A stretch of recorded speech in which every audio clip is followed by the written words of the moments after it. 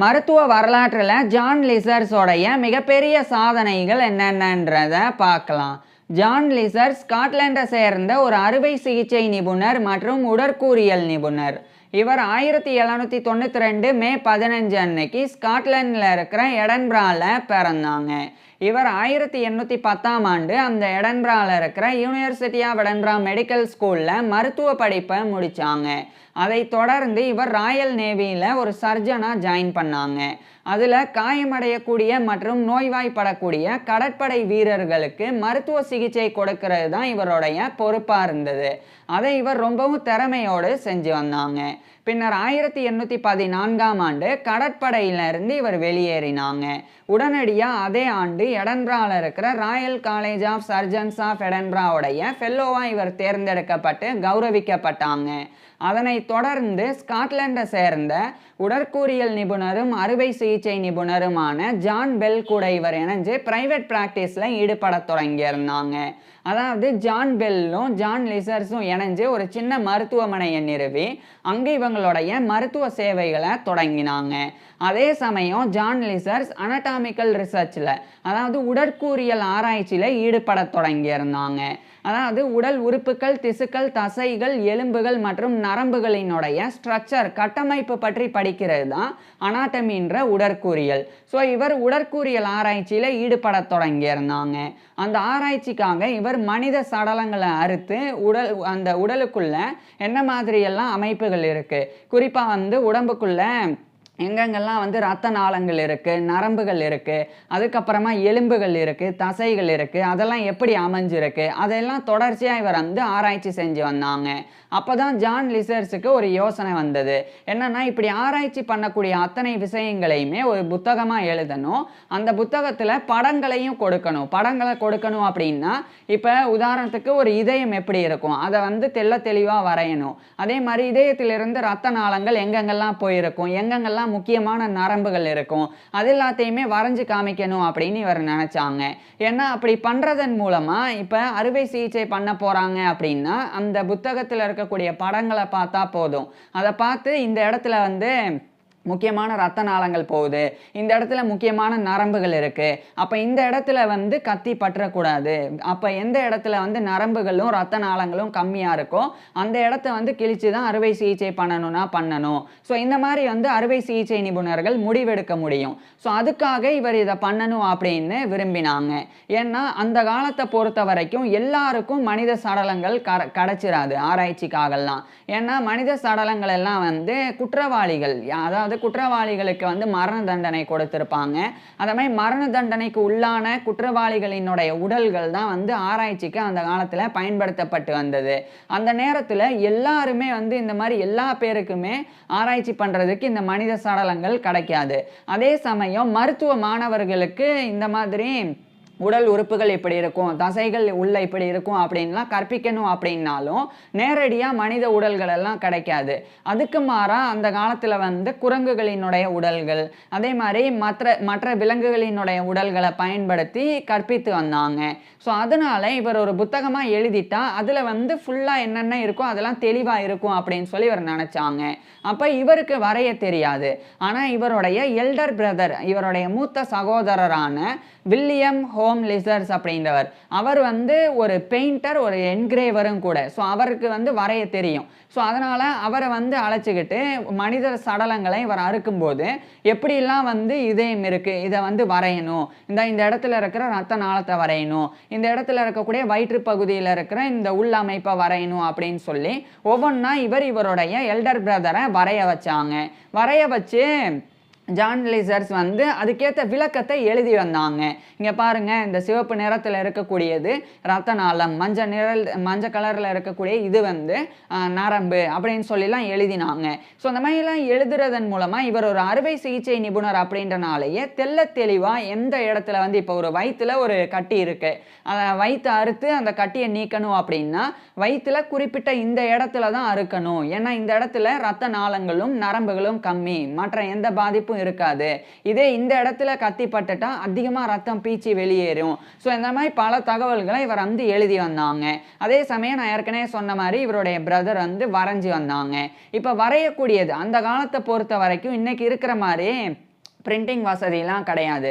அந்த காலத்தில் வந்து காப்பர் பிளேட்டை வச்சு அதில் வந்து செதுக்குவாங்க. இப்போ ஒரு காப்பர் பிளேட் இருக்குது அப்படின்னா அதில் தான் இவருடைய எல்டர் பிரதர் வந்து அப்படியே ஒரு ஊசி மாதிரியான ஒரு விஷயத்தை வச்சு அச்சு பொறிப்பாங்க. இதயம் இருக்குன்னா இதயத்துடைய அச்சை வந்து அப்படியே பொறிப்பாங்க. பொறிச்சதுக்கப்புறம் அதில் ஒரு வகையான கெமிக்கல் மையெல்லாம் போட்டுருவாங்க.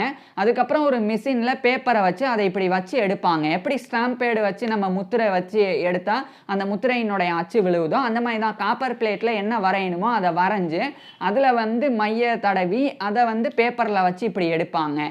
இப்படி எடுத்தால் அதில் வந்து இதயமோ அல்லது என்ன உறுப்போ என்ன ஒரு அமைப்போ அதனுடைய படம் அப்படியே வந்துடும். ஸோ அந்த மாதிரி பண்ணாங்க. பண்ணி இவருடைய எல்டர் பிரதரே வந்து அந்த கையால் வந்து கலர் அடித்தாங்க. ஏன்னா அந்த காலத்தில் இந்த மாதிரி அச்சிடுறதுக்கு வேணால் வாய்ப்பு இருந்ததே ஒழிய கலரிங் பண்ணுறதுக்கெல்லாம் மிஷின்லாம் கிடையாது. அதனால் இவருடைய எல்டர் பிரதர் வந்து கையாலேயே வந்து வண்ணம் தீட்டினாங்க. எதுக்கு என்ன கலர் வந்து இருக்கணும் அதெல்லாம் ரொம்ப தத்ரூபமாக வந்து கலரிட்டாங்க. இது மாதிரி 101 ஹை குவாலிட்டி பிளேட்ஸ் வந்து இருந்தது. பிளேட்ஸ் அப்படின்னாலே வந்து படங்களை தான் வந்து குறிக்கும். ஸோ 101 தரமான படங்கள் வந்து இருந்தது. அதை வந்து செலுத்தி அதாவது அதை வந்து ஒரு புத்தகத்தில் வச்சு அதை வந்து எழுதி 1822ஆம் ஆண்டு ஜான் லிசர்ஸ் வந்து a system of anatomical plates of the human body அப்படின்ற டைட்டிலில் அதை வந்து வெளியிட்டாங்க. அதில் அதிகமாக படங்கள் தான் வந்து இருந்தது. ஸோ இப்போ இந்த படங்களை பார்த்தாலே போதும், ஓ இந்த இடத்துல நரம்புகள் இருக்கா, இந்த இடத்துல ரத்த நாளங்கள் இருக்கா, அப்ப இந்த இடத்துல வந்து கத்தி பற்றக்கூடாது அப்படின்னு மற்ற அறுவை சிகிச்சை நிபுணர்களுக்கு தெரியும். ஸோ அந்த அளவுக்கு ஒரு அற்புதமான படைப்பை ஜான் லிசர்ஸ் பண்ணியிருந்தாங்க. அதுக்கப்புறமா ஒரு முக்கியமான விஷயத்தை ஒரு பெரிய சாதனையை 1825ஆம் ஆண்டு ஜான் லிசர்ஸ் பண்ணாங்க. என்னன்னா ஒரு பெண்ணுக்கு வந்து அந்த பெண்ணினுடைய கருப்பையில் ஒரு ஓவரியில் வந்து இந்த ஓவேரியன் சிஸ்ட் அப்படின்ற ஒரு நீர்க்கட்டி வந்து வளர்ந்துருந்தது. அந்த காலத்துலலாம் இப்போ வந்து இந்த ஓவேரிஸ் அப்படின்னு 2 கருப்பைகள் இருக்கும் பெண்களுக்கு பொதுவாக. அதில் வந்து கட்டிகள் உருவாகும் சில நேரங்களில் தானாகவே. ஸோ அந்த மாதிரி உருவாகக்கூடிய கட்டிகள் எல்லாம் அந்த காலத்தில் ரொம்ப ஆபத்தானதாக இருந்தது. ஏன்னா அதை அறுவை சிகிச்சை பண்ணி நீக்கிறதுக்கு அந்த காலத்தில் இருந்த அறுவை சிகிச்சை நிபுணர்களுக்கு சரியாக தெரியல அதை எப்படி அறுவை சிகிச்சை பண்ணி நீக்கணும் அப்படின்னு. அதே சமயம் அந்த ஓவேரிஸ்குள்ள அந்த நீர்க்கட்டிகள் எல்லாம் இருக்குது அப்படின்னும் அந்த காலத்தில் அறிய முடியாது. ஏன்னா இந்த காலத்தில் இருக்கிற மாதிரி ஸ்கேன் பண்ணக்கூடிய அந்த வசதியும் அந்த காலத்தில் இல்லை. அப்போ எப்போ தெரிய வரும் அப்படின்னா இப்போ ஒரு பெண் இருக்கிறாங்க, அப்போ அந்த பெண்ணினுடைய வயிறு பெருசாகிட்டே போகும், பயங்கரமாக வலிச்சுக்கிட்டே இருக்கும். அப்போ தான் வந்து அப்போ அவங்களுடைய வயிற்றுக்குள்ளே இருக்கக்கூடிய அந்த ஓவேரிஸில் ஏதோ ஒன்றில் வந்து கட்டி வந்து உருவாக ஆரம்பிச்சிருக்கு, அது இப்போ பெருசாகிட்டே வந்திருக்கு அப்படின்னு அதுக்கப்புறம் தான் தெரியும். ஆனால் அந்த சமயத்துலையும் காப்பாற்ற முடியாது, அது பெருசாகிட்டே போய் மூச்சு திணறல் ஆரம்பித்து பல பாதிப்பு ஏற்பட்டு பெண்கள் வந்து இறந்து போயிடுவாங்க. அப்படியான நிலையில் இவர் ஒரு முடிவு செய்கிறாங்க, அறுவை சிகிச்சை பண்ணி அந்த கட்டிகளை நீக்கணும் அப்படின்னு. அது இவருக்கு கைவந்த விஷயமா இருந்தது. ஏன்னா ஏற்கனவே இவர் வந்து பல மனித சடலங்கள் ஆண் பெண் அப்படின்னு பாகுபாடு இல்லாமல் அறுத்து எப்படிலாம் உள்ள என்ன மாதிரி அமைப்புலாம் இருக்கும் அப்படின்னு இவர் வந்து தெரிஞ்சுக்கிட்டு இருந்தாங்க. இப்படி தெரிஞ்சு வச்சிருக்கிறனாலேயே ஒரு பெண்ணுக்கு கட்டி இருந்தால் அதை எந்த இடத்துல அறுத்து எப்படி அதை வெளியே நீக்கணும் அப்படின்றது இவருக்கு தெரிஞ்சிருந்தது. அதனால் இவர் அதை ரொம்ப சிறப்பாகவே 1825ஆம் ஆண்டு பண்ணாங்க. அந்த சர்ஜரி பண்ணி அந்த ஓவேரிஸில் இருக்கக்கூடிய கட்டியை நீக்கி சில நேரங்களில் அந்த ஒரு கருப்பையே நீக்குவாங்க. ஸோ அந்த மாதிரி பண்ணக்கூடிய அந்த ஒரு சர்ஜிக்கல் ப்ரொசீஜருக்கு பேரே வந்து ஓவேரெக்டமி அப்படின்றது. ஸோ இது வந்து ஒவேரியாக்டமி அப்படின்னும் அழைக்கப்படும். அதே சமயம் ஓவோஃபெரக்டோமி அப்படின்னும் அழைக்கப்படும். ஸோ அந்த ஒரு சர்ஜிக்கல் ப்ரொசீஜரை 1825ஆம் ஆண்டு ரொம்ப சக்ஸஸ்ஃபுல்லாக இவர் வந்து பண்ணாங்க. ஒட்டுமொத்த பிரிட்டன்லேயே இந்த ஒரு சர்ஜரியை சக்ஸஸ்ஃபுல்லாக பண்ண முதல் அறுவை சிகிச்சை நிபுணர் ஜான் லிசர்ஸ் தான். அந்த ஒரு சாதனையை இவர் படைச்சாங்க. அதுக்கப்புறம் இன்னொரு சாதனை பண்ணாங்க. என்னன்னா பொதுவாக இந்த இனாமினேட் ஆர்டரி அப்படின்னு சொல்லி ஒன்று இருக்குது.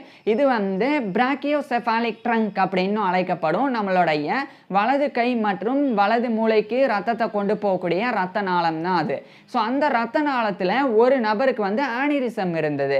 இப்போ ஆனிரிசம் அப்படின்னா என்ன அப்படின்றத சொல்லிடுறேன். இப்போ டியூபை வந்து மனசில் நினச்சிக்கோங்க. இப்போ ஒரு டியூப் இருக்குது, ரப்பர் டியூப். அந்த டியூப் மாதிரி வந்து ரத்த நாளத்தை நினச்சிக்கோங்க.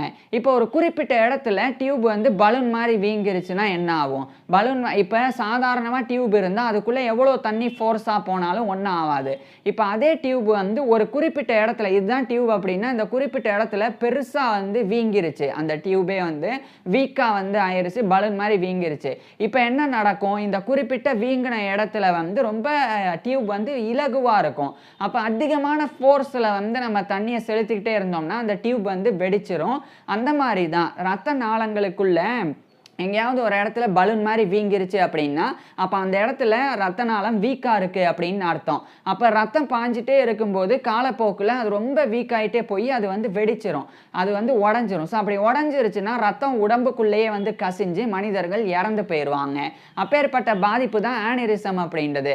அந்த மாதிரி ஒரு நபருக்கு வந்து இந்த வலது கைக்கும் வலது மூளைக்கும் கொண்டு செல்லக்கூடிய அந்த இனாமினேட் ஆர்டரி, ரத்தத்தை கொண்டு செல்லக்கூடிய அந்த ரத்த தமனி, அதில் வந்து ஆனிரிசம் இருந்தது. இப்போ என்ன பண்ணணும், அவரை எப்படி காப்பாற்றணும் அப்படின்னு அந்த காலத்தில் ஒன்றுமே புரியலை. அப்போ தான் இவர் ஒரு விஷயத்தை பண்ணாங்க. என்னன்னா, இதை வந்து லைகேட் பண்ணணும் அப்படின்னு சொல்லி இவர் வந்து நினச்சாங்க. லைகேஷன் அப்படின்னு ஒரு முறை இருக்குது. அப்படின்னா என்ன அப்படின்றத சொல்கிறேன். பொதுவாக இதுதான் ரத்த நாளம் அப்படின்னு எடுத்துக்குவோம். இந்த குறிப்பிட்ட இடத்துல வீக்கம் இருக்குதுன்னு வச்சுக்குவோம். இந்த இடத்துல ரத்தம் போயிட்டே இருந்தால் தான் அது இன்னும் வீக் ஆகிட்டே இருக்கும். அதுக்கு பதிலாக இந்த இடத்துலையே ஒரு நூலை வச்சு கட்டி ரத்தம் இந்த பக்கம் போக விடாமல் பண்ணிட்டா என்ன நடக்கும்? அப்போ இந்த இடத்துல ரத்தமே போகாது. அப்போ இந்த பக்கம் வெடித்து செதறவே செதறாது. அதுதான் லைகேஷன் அப்படின்றது.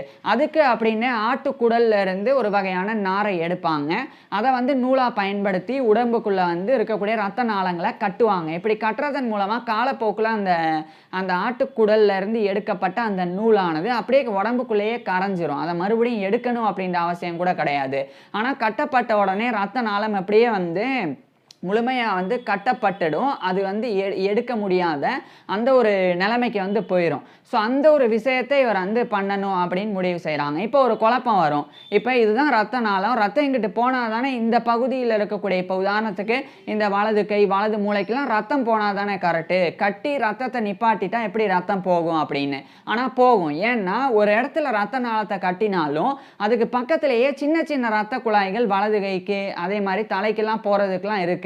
அது வந்து கொலாட்ரல் சர்க்குலேஷன் அப்படின்னு அழைக்கப்படும். ஸோ ஒரு குறிப்பிட்ட இடத்துல ரத்த நாளத்தை நம்ம முழுசாக கட்டிட்டா கூட அதுக்கு பக்கத்தில் இருக்கக்கூடிய சின்ன சின்ன ரத்த குழாய்கள் வழியாக ரத்தமானது அந்த உறுப்புக்கு சரியாக போயிடும். ஸோ அதனால் எந்த பிரச்சனையும் இல்லை. ஸோ அதை இவர் பண்ணணும் அப்படின்னு முடிவு செய்கிறாங்க. இது சாதாரணமான விஷயம் கிடையாது. இந்த பக்கத்துக்குள்ள இந்த எலும்பெல்லாம் கடந்து போனால் தான் அந்த இனாமினேட் ஆர்டரி அப்படின்ற அந்த தமனியை சென்றடைய முடியும். அப்போ இதெல்லாம் அறுத்து அறுவை சிகிச்சை பண்ணுறது அப்படின்றது அசாதாரணமான ஒரு விஷயம். அதை ஜான் லிசர்ஸ் வந்து பண்ணணும் அப்படின்னு முடிவு செஞ்சாங்க. பண்ணணும் அப்படின்னு முடிவு செஞ்சது மட்டும் இல்லாமல் அதை செய்யவும் செஞ்சாங்க. அது ரொம்ப சக்ஸஸ்ஃபுல்லாக இவர் வந்து பண்ணாங்க. எப்படின்னா அந்த காலத்தில் மயக்க மருந்துலாம் கிடையாது. ஸோ அந்த நோயாளிகளை வந்து கட்டி போட்டு கையை காலெல்லாம் பிடிச்சிட்டு வேகமாக அறுவை சிகிச்சை பண்ணணும். அப்போ தான் வேகமாக வந்து ரத்தப்போக்கை வந்து கட்டுப்படுத்தி அதுக்கேற்ற மாதிரி அந்த அறுவை சிகிச்சையை வந்து பண்ண முடியும். ஸோ அப்போ இவர் ஒரு விஷயத்தை பண்ணாங்க. என்னென்னா ரத்த குழாய்களெல்லாம் அடைச்சி அந்த அறுவை சிகிச்சையை ரொம்ப சிறப்பாக இவர் வந்து 1837ஆம் ஆண்டு பண்ணாங்க. நான் வந்து அதை தப்பாக 1827 அப்படின்னு சொல்லியிருந்தேன். அது தப்பு. 1837 இந்த ஒரு விஷயத்தை இவர் வந்து பண்ணாங்க. அதுக்கு முன்னாடியே 1827ஆம் ஆண்டு இவர் ஒரு விஷயம் பண்ணாங்க.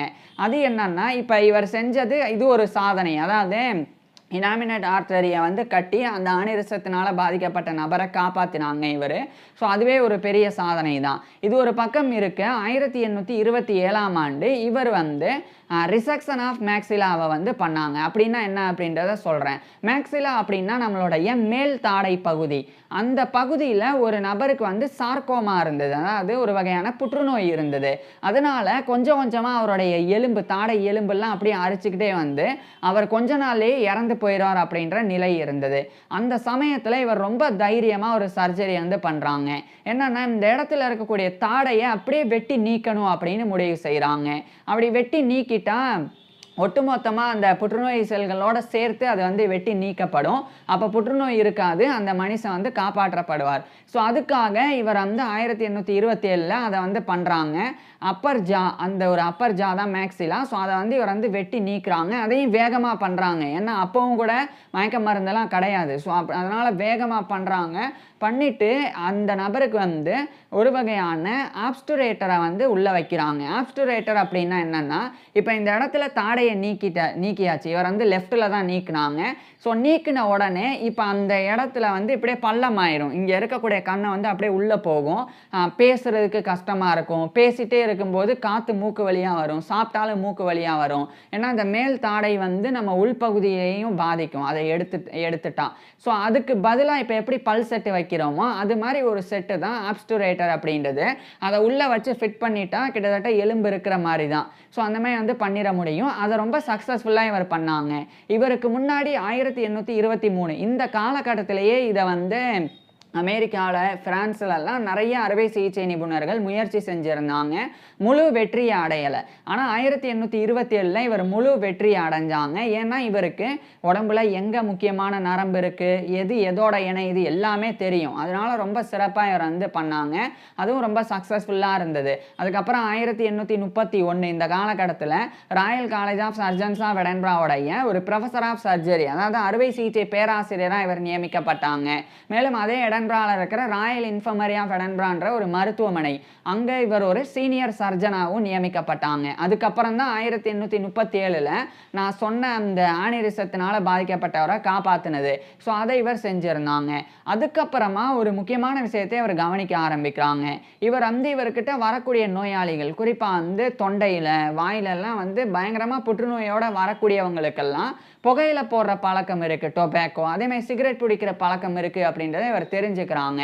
அதுக்கப்புறம் தொடர்ச்சியாக இவர் வந்து கவனித்து ஆய்வு செய்யும்போது, அப்போ இந்த டொபேக்கோ வந்து யூஸ் பண்ணுறதே வந்து நம்மளுடைய உடம்பை பாதிக்குது, நமக்கு புற்றுநோய் வர்றதுக்கு காரணமாக இருக்குது அப்படின்றத இவர் கண்டறிஞ்சு 1859ஆம் ஆண்டு the use and abuse of tobacco அப்படின்ற டைட்டிலில் ஒரு புக்கையை எழுதி வெளியிட்டாங்க.